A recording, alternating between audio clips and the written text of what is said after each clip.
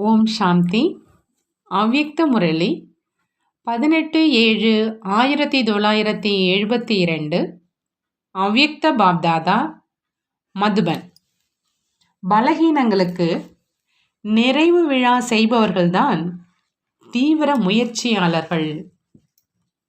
பலகீனங்களுக்கு நிறைவு விழா செய்பவர்கள்தான் தீவிர முயற்சியாளர்கள். பாப்தாதா கேட்குறாங்க, தன்னை எவரடி என்று நினைக்கிறீர்களா? அதாவது தயார் நிலையில் இருப்பவர் என்று நினைக்கிறீர்களா? யார் எவரடியாக இருப்பாரோ அவருடைய நடைமுறை சுரூபம் எவர் ஹாப்பியாக இருக்கும்.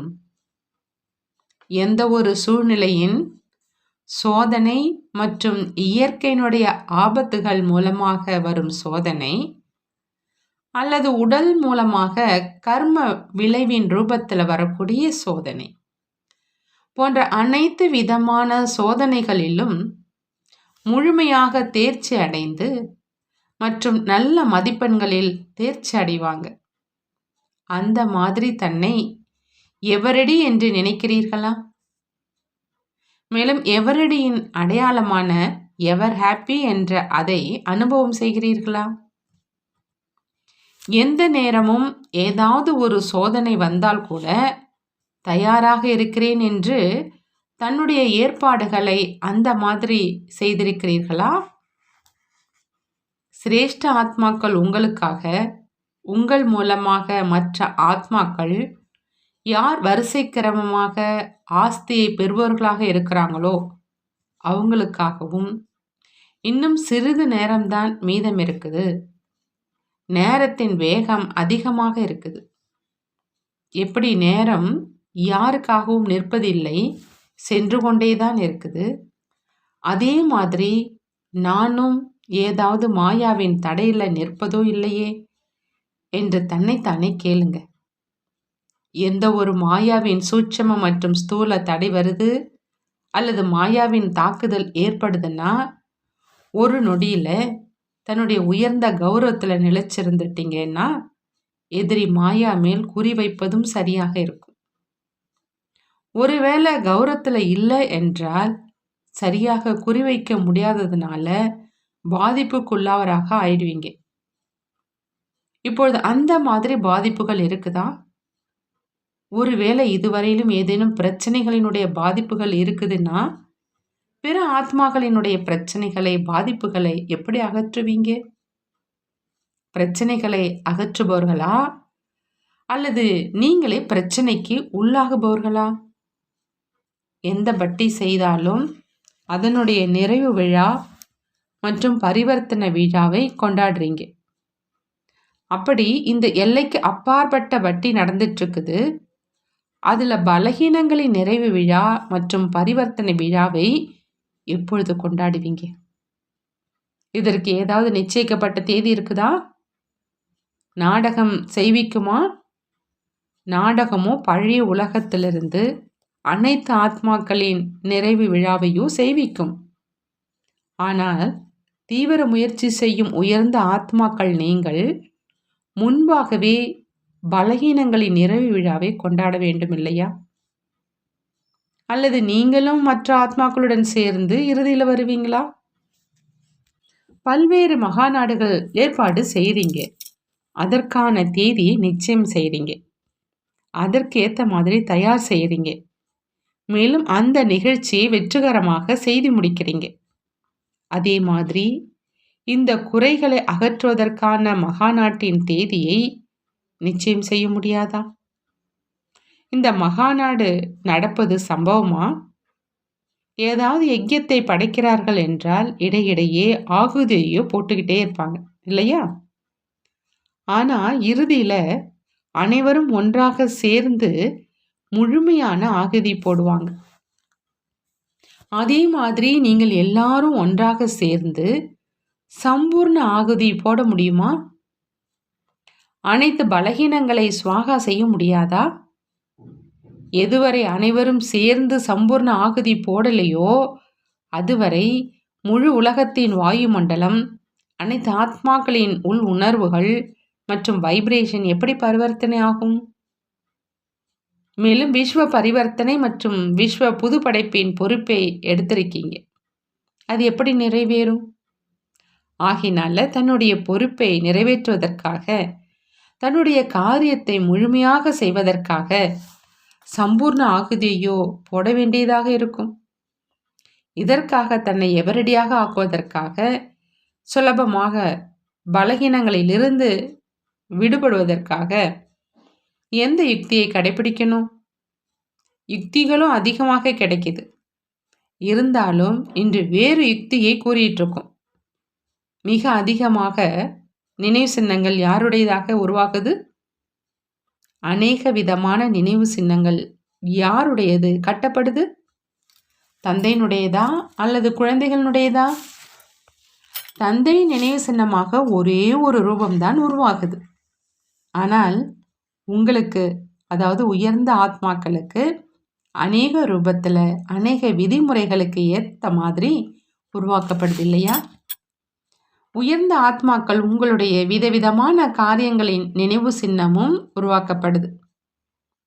எப்போ தந்தையை விட அதிகமாக அநேக விதமான நினைவு சின்னங்கள் உருவாக்கப்படுகின்றன என்றால் அது எப்படி நடந்தது? நடைமுறையில் செய்த உங்களுடைய உயர்ந்த காரியத்தின் உயர்ந்த நிலைக்கான நினைவு சின்னம்தான் உருவாக்கப்பட்டிருக்குது. ஆகினால் என்னென்ன எண்ணங்கள் மற்றும் காரியங்கள் செய்கிறீங்களோ மற்றும் வார்த்தைகள் பேசுகிறீங்களோ அந்த ஒவ்வொரு வார்த்தை மற்றும் காரியம் என்னுடைய நினைவு சின்னமாக உருவாகும் அளவுக்கு இருந்தனவா? தந்தையின் நினைவிலிருந்து நீங்கள் செய்த அந்த காரியம் மற்றும் வார்த்தைகள் தான் நினைவு சின்னமாக உருவாகும். ஏதாவது ஒன்று புதைக்கப்படுதுன்னா, உதாரணமாக கொடி கம்பத்தை பள்ளம் தோண்டி நடுறாங்க இல்லையா? அதாவது அஸ்திவாரம் போடுறீங்க. இதை நன்றாக புதைத்து கொள்ளுங்கள் அப்படின்னு சொல்றாங்க இல்லையா? அதே மாதிரியே நினைவிலிருந்து செய்யப்பட்ட காரியம் நிரந்தரமாக நினைவு சின்னமாக ஆயிடுது. எப்படி ஏதாவது ஒரு பொருளை உலகத்தின் எதிரில் வைக்க வேண்டியதாக இருந்தால் அது எவ்வளவு அழகானதாக மிக சரியானதாக தயாரிக்கப்படுது. சாதாரண பொருளை யாருடைய எதிரிலும் வைக்க மாட்டாங்க. ஏதாவது விசேஷம் இருக்குதுன்னா தான் மற்றவங்களுடைய எதிரில் வைப்பாங்க இல்லையா? உங்களுடைய இந்த நேரத்தின் ஒவ்வொரு செயல் மற்றும் ஒவ்வொரு வார்த்தையும் உலகின் எதிரில் நினைவு சின்ன ரூபத்தில் வரப்போகுது. அந்த மாதிரி கவனம் வைத்துக்கொண்டே மற்றும் அந்த மாதிரி நினைவில் வைத்துக்கொண்டே ஒவ்வொரு காரியத்தையும் செய்யுங்க மற்றும் வார்த்தையை சொல்லுங்க. அவை ஒவ்வொன்றும் நினைவு சின்னமாக ஆவதற்கு தகுதியானவையாக ஆகணும். ஒருவேளை நினைவு சின்னம் ஆவதற்கு தகுதி இல்லைன்னா அந்த காரியத்தை செய்யாதீங்க. இந்த நினைவை வச்சுக்கிங்க. வீணான எண்ணம், வீணான வார்த்தைகள் மற்றும் சாதாரண காரியங்கள் என்னென்னலாம் நடக்குதோ அவற்றினுடைய நினைவு சின்னம் உருவாகுமா? உருவாகாது இல்லையா? நினைவு சின்னம் உருவாகுவதற்காக நினைவுல இருந்து ஒவ்வொரு காரியத்தையும் செய்யுங்க. தந்தையை பாருங்க, நினைவுல இருந்துகிட்டே காரியம் செய்யறதுனால தான் அந்த காரியம் இன்று உங்கள் அனைவரின் இதயத்துல நினைவு சின்னமாக ஆயிடுச்சு இல்லையா? அதே மாதிரியே தன்னுடைய காரியங்களையும் உலகின் எதிரில் நினைவு சின்ன ரூபமாக ஆக்குங்க. இதுவோ சுலபம்தான் இல்லையா? இவை அனைத்தும் நம்முடைய அநேக விதமான நினைவு சின்னங்கள் தான் அப்படிங்கிற அந்த நிச்சயம் எப்பொழுது இருக்குதுன்னா, அநேக தடவைகள் செய்யப்பட்ட உயர்ந்த காரியம் மற்றும் நினைவு சின்ன சொரூபத்தை இப்போ மீண்டும் அதே மாதிரி செய்யறதுல கடினமாக இருக்குமா என்ன? ஒவ்வொரு கல்பத்திலும் செய்யப்பட்டதை மீண்டும் அதே மாதிரி செய்யணும். ஆகினால மாஸ்டர் 3 காலங்களையும் தெரிந்தவராகி தன்னுடைய சென்ற கல்பத்தின் நினைவு சின்னத்தை எதிரில் வைத்து மீண்டும் அதே போல் மட்டும் செய்யணும். இந்த நினைவின் முயற்சியில எப்பொழுதும் இருந்தே வந்திருக்கீங்க இல்லையா?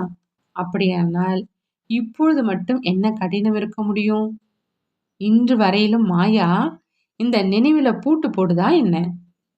எப்பொழுது பூட்டு போடப்பட்டுடுது அப்படின்னா என்னவாக்கிடுது? பூட்டு அற்றவர்களாக, அனைவரின் பூட்டு திறப்பவர்களும் பூட்டு அற்றவர்களாக ஆகிடுறாங்க.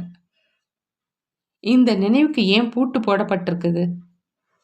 தன்னுடைய அதிர்ஷ்டத்தை மறந்துடுறாங்க அப்படின்னா லாக் போடப்பட்டுடுது. ஒருவேளை லக்கை பார்த்தீங்க அப்படின்னா லாக் போட முடியாது. அதாவது அதிர்ஷ்டத்தை பார்த்தீங்க அப்படின்னா லாக் போட முடியாது. அப்படி அந்த லாக்கிற்கான சாவி எது? தன்னைத்தானே லக்கி அப்படின்னு புரிஞ்சிக்கிங்க. அதாவது தன்னைத்தானே அதிர்ஷ்டம் நிறைந்தவர்னு புரிஞ்சிக்கிங்க. லவ்லியாகவும் இருக்கிறீங்க, மேலும் லக்கியாகவும் இருக்கீங்க. ஒருவேளை லக்கை மறந்து லவ்லி மட்டும் ஆகிறீங்கன்னா கூட அரைக்குறையாக ஆயிடுவீங்க. நான் லவ்லியாகவும் இருக்கிறேன், மேலும் லக்கியாகவும் இருக்கிறேன் என்ற இந்த இரண்டை நினைவில் இருப்பதனால் ஒருபொழுதும் மாயாவினுடைய பூட்டை போட முடியாது. ஆகையினால தன்னுடைய சென்ற கல்பத்தின் நினைவு சின்னங்களை மீண்டும் நினைவிலிருந்து அதே போல் செய்யுங்க. இப்போ கூட ஒருவேளை ஏதோ ஒரு நினைவு சின்னம் மிக சரியாக உருவாக்கலை அப்படின்னா அந்த மாதிரி நினைவு சின்னத்தை பார்த்து இது சரியாக உருவாக்கப்படலைங்கிற எண்ணம் வரும். ஏதோ தேவிகளின் சக்திகளினுடைய படங்களை, சிலைகளை மிக சரியாக உருவாக்கலைன்னா அனைவரின் மனதிலும் இது சரியில்லைங்கிற எண்ணம் வரும். அதே மாதிரி தன்னுடைய கர்மங்களை பாருங்க. தன்னுடைய ஒவ்வொரு நேரத்தின் ரூபம் மற்றும் போதையை இந்த நேரத்தின் ரூபம் மற்றும் போதை நினைவு சின்னமாக என்ன உருவாகும் என்று பாருங்கள். நினைவு சின்னம் மிக சரியானதாக உருவாகுமா? எப்பொழுது நினைவு சின்னத்தில் மிக சரியான படம் இருக்குதுன்னா அந்த படத்துக்கு கூட எவ்வளோ மதிப்பு இருக்குது. அதே மாதிரி நம்முடைய ஒவ்வொரு எண்ணத்தின் ஒவ்வொரு சரித்திரத்தின் மதிப்பு இருக்குதா என்று அப்படி பாருங்க. ஒருவேளை இல்லைன்னா நினைவு சின்னமான சித்திரங்களையும் மதிப்புள்ளதாக உருவாக்க முடியாது. புரிந்ததா? அந்த மாதிரியான நேரம் அருகில் வந்துடுச்சு. உங்களுடைய ஒவ்வொரு எண்ணத்தின் சரித்திர ரூபத்தின் நினைவு சின்னம் உருவாகும். உங்களுடைய ஒவ்வொரு வார்த்தையும் ஆத்மாக்களின் வாய் மூலம் மகிமை செய்யப்படும். ஆகையினால தன்னை அந்த மாதிரி பூஜைக்குரிய மேலும் மகிமைக்கு தகுதியானவர் என்று புரிந்து ஒவ்வொரு காரியத்தையும் செய்யுங்க. நல்லது. ஒவ்வொரு காரியமும் நினைவில் இருந்து எப்பொழுதும் நினைவு சின்னமாக ஆக்கக்கூடிய லவ்லி மற்றும் லக்கி நட்சத்திரங்களுக்கு பாப்தாதாவின் அன்பு நினைவுகள் மற்றும் நமஸ்காரம். நாமும் நம்மளுடைய பாப்தாதாவுக்கு அன்பு நினைவுகள் மற்றும் நமஸ்காரம் செய்வோம். மாஸ்டர் 3 காலங்களையும் தெரிந்தவராகி தன்னுடைய சென்ற கல்பத்தின் நினைவு சின்னத்தை எதிரில் வைத்து மீண்டும் அதே போல மட்டும் செய்யணும். அந்த நினைவின் முயற்சியில் எப்பொழுதும் இருந்தே வந்திருக்கீங்க. அப்படியானால் இப்பொழுது மட்டும் என்ன கடினம் இருக்க முடியும்? நல்லது. ஓம் சாந்தி. நன்றி பாபா, நன்றி.